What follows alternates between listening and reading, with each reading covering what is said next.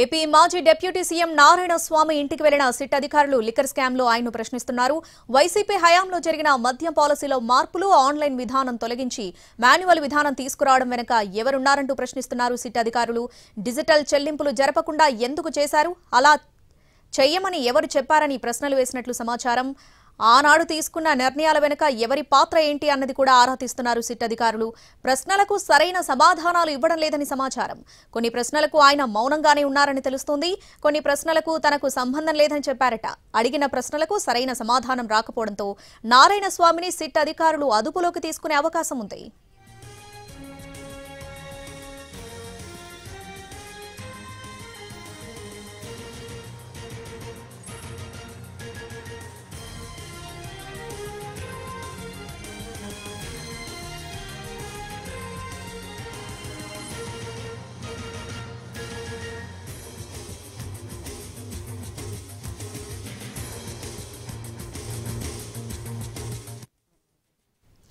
AP మాజీ deputy CM Narayana స్వామి ఇంటికి వెళ్లిన సిట్ అధికారులు లిక్కర్ స్కామ్ లో ఆయన ప్రశ్నిస్తున్నారు. దీనికి సంబంధించి పూర్తి అప్డేట్స్ మా ప్రతినిధి శ్రీకాంత్ విజయవాడ నుంచి లైవ్ లో అందిస్తారు. శ్రీకాంత్,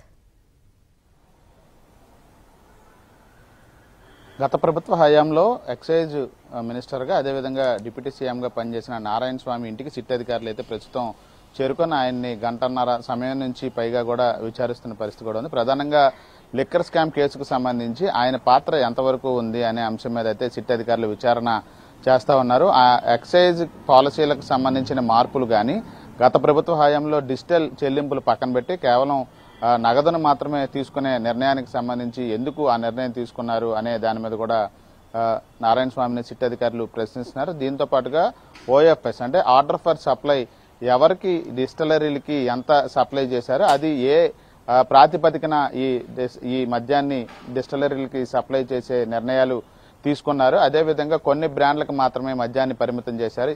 ఈ నిర్ణయాలన్నింటిలో అప్పటి ఎక్సైజ్ మినిస్టర్గా ఉన్నటువంటి నారాయణ స్వామి పాత్ర ఏంటి, అదేవిధంగా ఆయన ఎవరి ఒత్తిడి మేరకు కొన్ని నిర్ణయాలు తీసుకున్నారనే అంశాల మీద అయితే నారాయణ స్వామిని సిట్ అధికారులు వరుసగా అయితే ప్రశ్నిస్తున్నట్టుగా అయితే మనకి సమాచారం అందుతుంది. అదేవిధంగా గతంలో కూడా నారాయణ స్వామిని విచారణకు రావాలని 2 సార్లు సిట్ అధికారులు నోటీసులు జారీ చేశారు. ఒకసారి వీడియో కాన్ఫరెన్స్ ద్వారా కొంత విచారణ చేసినప్పటికీ, తాజాగా మరోసారి ఆయన విచారణకు రావాలని నోటీసులు ఇచ్చినప్పటికీ ఆయన కొన్ని కారణాలు, అనారోగ్య కారణాల రీత్యా విచారణకు హాజరు కాలేనని సిట్ అధికారులకి సమాచారం కూడా ఇచ్చిన నేపథ్యంలో ఇవాళ సిట్ అధికారులు నేరుగా నారాయణ స్వామి నివాసానికి చేరుకున్నారు. అక్కడ ప్రస్తుతం ఆయన్ని విచారిస్తున్నారు. అయితే విచారణలో నారాయణ స్వామి ఎటువంటి సమాధానాలు ఇవ్వట్లేదని అయితే మనకు సమాచారం అందుతోంది. తాను కేవలం సంతకాలు ఎక్కడ పెట్టమంటే అక్కడ పెట్టాను తప్ప తనకు నిర్ణయాలకు సంబంధించి తన పాత్ర ఏమీ లేదనే విషయాన్ని సిట్ అధికారులకి మొక్కుబడిగా చెప్తున్నట్టుగైతే మనకు తెలుస్తుంది. ఈ నేపథ్యంలో సాయంత్రం వరకు విచారణ కొనసాగే అవకాశాలు ఉన్నట్టుగైతే మనకు తెలుస్తుంది. అప్పటికి కూడా నారాయణ స్వామి నుంచి